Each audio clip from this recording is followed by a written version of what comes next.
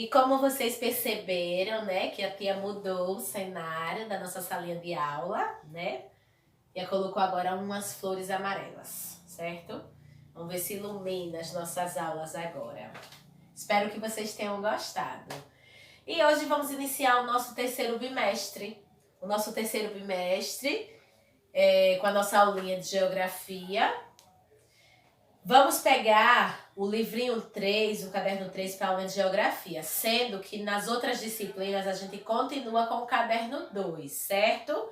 Mas a disciplina de geografia nós já terminamos no caderno 2. Então todo mundo pegando o livrinho novo, na disciplina de geografia, na página 2. Vamos lá? Com as ações da natureza nas paisagens. Então na nossa página de abertura, vocês observam uma paisagem linda, não é isso? Então vamos iniciar esse bimestre com essa paisagem maravilhosa, falando da natureza, né? As ações da natureza na paisagem.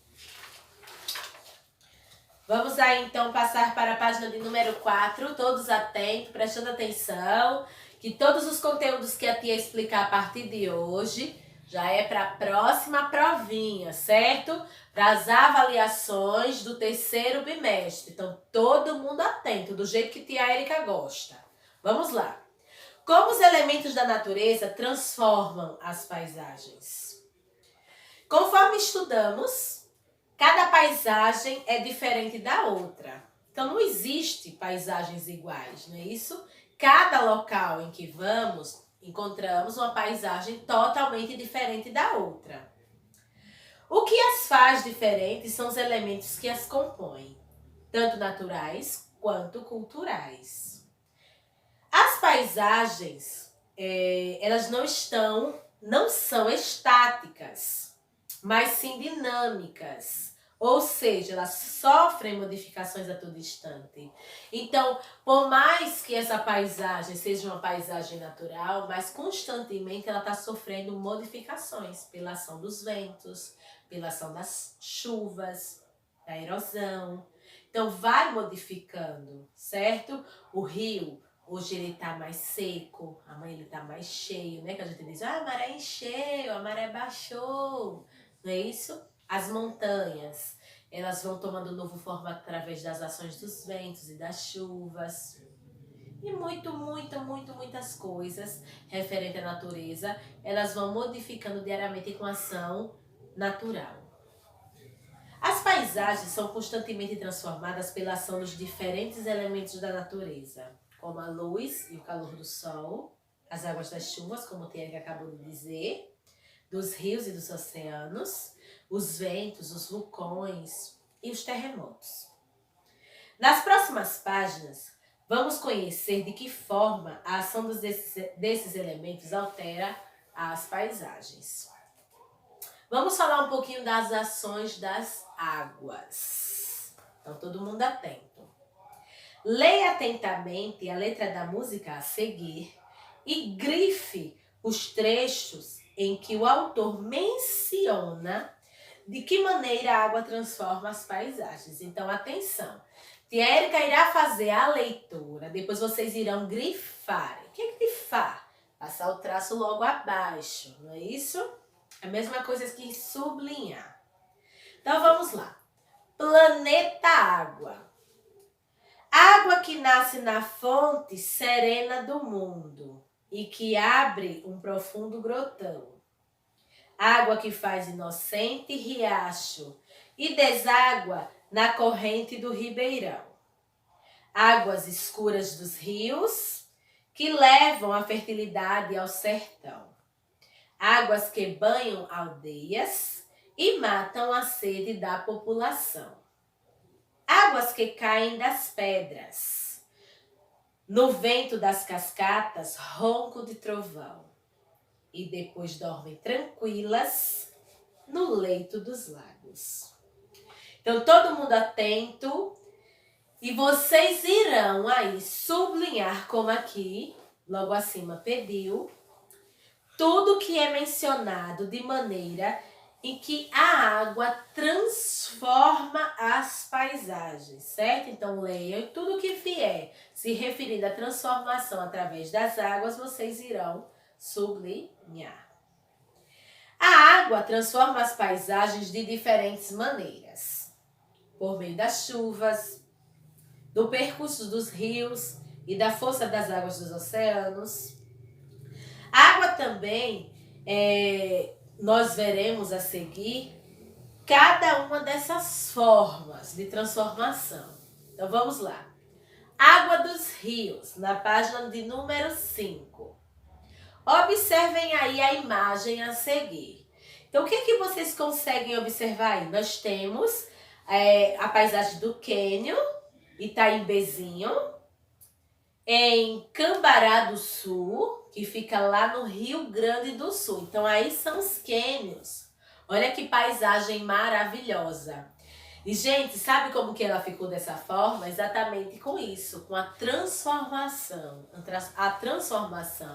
dessa natureza através de tudo natural, como a força do vento, das águas. Então, fez com que se transformasse nesse lindo cânions. As águas dos rios, gente, ele é um dos elementos que pode transformar as paisagens.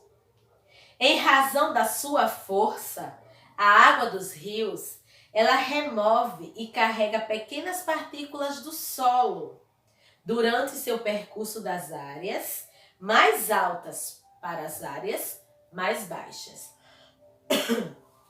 Em alguns casos, com o tempo, esse desgaste do solo e das rochas vai formando vales profundos, que é como vocês estão vendo aí nessa imagem. E são chamados de cânions. Então, quando existe essa transformação, que existe essa profundidade através da força da natureza, como por exemplo a força das águas dos rios, ele passa a ser chamado de cânions, que são paisagens maravilhosas visitadas por pessoas do mundo todo. Como você pode perceber nessa imagem aí? Outra maneira de a água dos rios transformar as paisagens ocorre durante as alterações do seu nível. Durante a época das cheias, o volume de água é maior em virtude das chuvas. E na época da escassez de chuvas, o volume das águas são menores, como mostram as imagens a seguir. Então, olha aí nas imagens logo abaixo, essa diferença, ó. A primeira paisagem é do Rio Madeira durante uma época de chuvas abundantes. E essa imagem aí é de Manaus, no Amazonas, certo? Então vocês estão vendo aí o volume das águas no período de chuvas abundantes. Na imagem lateral, na imagem do lado, você já observa a paisagem do mesmo rio, do Rio Madeira, só que agora em uma época diferente. É uma época de escassez de chuva. Ô tia, o que é escassez de chuva? É quando não está chovendo, só garoando muito pouco, de vez em quando. Então, olha aí como que fica a imagem. Tá vendo como mostram mais as areias? Por quê? Porque a água, o nível seca. O nível de água é bem menor. Então, há uma diferença muito grande relacionado às águas dos rios. E isso relacionado também aos momentos onde há chuva ou onde a chuva está escassa, ou seja, não está chovendo, certo? Vamos agora à página de número 6. Vamos falar um pouquinho agora das águas das chuvas, já que estamos falando tanto de chuva, não é isso? A água das chuvas também transforma as paisagens. Como exemplo, observem as imagens aí a seguir. Ó que diferença que faz em uma época em que está chovendo para uma época onde não chove. Né? Porque existem as estações do ano que nós estudamos, por exemplo, e que conhecemos, onde existem épocas do ano em que chove bastante, mas que existem também épocas do ano em que quase não chove, que é aquele calor insuportável, não é isso? Então vocês conseguem observar através dessas imagens. Olha aí na primeira imagem, temos uma paisagem de vegetação da caatinga durante a época de estiagem. O que vem a ser a época de estiagem? É a época que não tem chuva, né? É a escassez de chuva, é a ausência da chuva, ou seja, não está chovendo. Então observe aí a imagem nítida da seca e do calor. Ó a vegetação como ficou, com os galhos secos. Por quê? Porque nós aprendemos que os seres vivos, que também as plantas estão inclusas, não é isso, nesse ciclo, elas necessitam de água. Então, no período onde não há água da chuva, é isso que acontece. Vamos pensar em nós enquanto seres humanos. Aguentaríamos não tomar água? Não. Ficar sem o nosso banho, não aguentaríamos, não é isso? O que aconteceria com a gente se a gente ficasse sem água? Provavelmente a gente o quê? Morreria, né? Infelizmente, mas é isso que acontece. Então é isso que está acontecendo aí com a nossa vegetação. Ela está morrendo, ela está ficando seca, porque ela necessita de água, mas simplesmente não tem água da chuva, né? É um período literalmente de seca. Já na imagem ao lado, vocês observem a paisagem também de uma vegetação de caatinga, só que porém aí está em uma época de chuva. Então olha como o verde é nítido. Não é isso? É um verde saudável, é um verde bonito. Significa que essa planta está totalmente viva. Não é isso? Ela está revigorada pela força da água. Necessitamos de água e as plantinhas também. Então, se tomamos água, muita água, a pessoa diz, tomei água que sua pele fica bonita. Assim são as plantas. As folhas das plantas ficam mais verdes, elas ficam mais bonitas por causa da ação da água. Tem aí um desafio, não é isso que fala o seguinte: as paisagens das imagens anteriores são do mesmo lugar. O que há de diferente entre elas? Então, acabamos de debater sobre isso, não é isso? Então, reflitam sobre o que tia Érica acabou de falar. Qual foi o principal elemento da natureza a modificar essa paisagem, né? Então, o elemento da natureza foi a água das chuvas, fez com que as imagens elas mudassem totalmente, sendo que são as mesmas imagens, os mesmos locais, porém com uma visão bem diferente pela ação das águas das chuvas, não é isso? Logo abaixo vem dizendo o seguinte: em lugares onde o terreno é bastante inclinado, como os morros, as chuvas fortes, elas podem provocar deslizamentos de terra. É o que vemos bastante passando aí na televisão. É por isso que é muito perigoso a construção de casas, não é isso? Em terrenos inclinados. Porque se é uma época de muita chuva, é isso que acontece, o deslizamento de terras. Então é isso que vem acontecendo. Então, muito perigoso, mas infelizmente as pessoas não têm onde fazerem suas moradias, a construção das suas moradias, e acabam fazendo em locais onde elas vêm ter acesso, sendo que são muito perigosos, não é isso? Ou seja, não é nada confortável e seguro você construir em um local de terras inclinadas. Então, a ação da chuva vai fazendo com que a água vá escorrendo e vá aos barrancos deslizando, podendo ocasionar o que a gente vê sempre, né, como mortes, pessoas perdendo suas moradias, seus lares, né, e ficando totalmente desprovidas, não é isso, de um lar. Pois deixam o solo encharcado, carregando grande quantidade de terra para as partes mais baixas do terreno. E isso que são chamados de deslizamento de terra. Em algumas áreas de morro, ocorre a retirada da vegetação e a construção de moradias de maneiras irregulares, que foi o que tia Érica acabou de falar. Como há árvores ou outras plantas cujas raízes ajudam a fixar o solo, o risco de desastres aumenta, pois grandes volumes de terras deslizam e levam tudo o que há pela frente, provocando assim perdas materiais e, infelizmente, até mortes. Esse processo ele pode ser resumido por meio do esquema a seguir. Então, vamos entender tudo o que tia Érica acabou de falar através dessas imagens aí. Olha o que é que acontece. Na primeira imagem, temos aí as raízes das plantas que ajudam a fixar o solo. Então, vocês estão vendo aqui um morro onde há muito verde, há muita vegetação, né? Então, isso significa que as raízes estão ajudando a segurar, a fixar aquele solo. Ou seja, fica bem difícil de haver desmoronamento de terras, deslizamento de terras.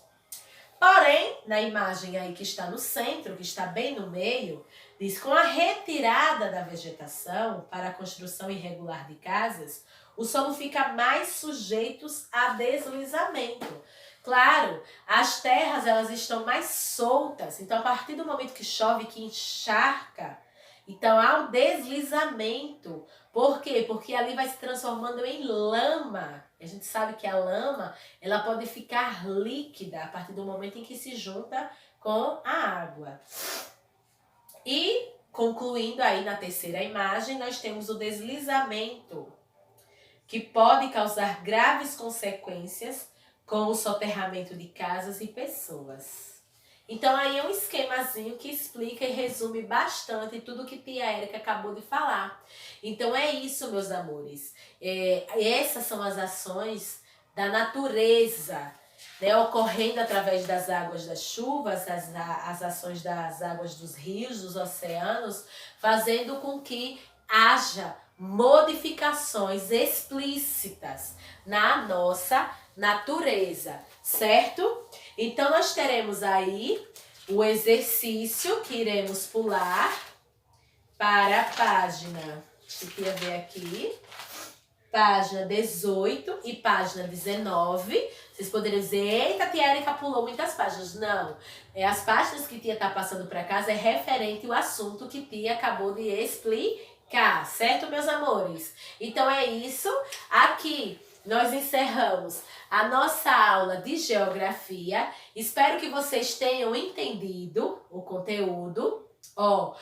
Pela manhã já está disponível o nosso vídeo para vocês, então tentem responder todo o exercício antes da nossa aula ao vivo, porque na nossa aula ao vivo a gente faz correções, nós tiramos dúvidas. Não deixem para responder o exercício no momento da aula ao vivo, certo? Para dar tempo de mais debate, de tirar muitas dúvidas. Então é isso aí, meus amores. Aqui a gente encerra a nossa aulinha.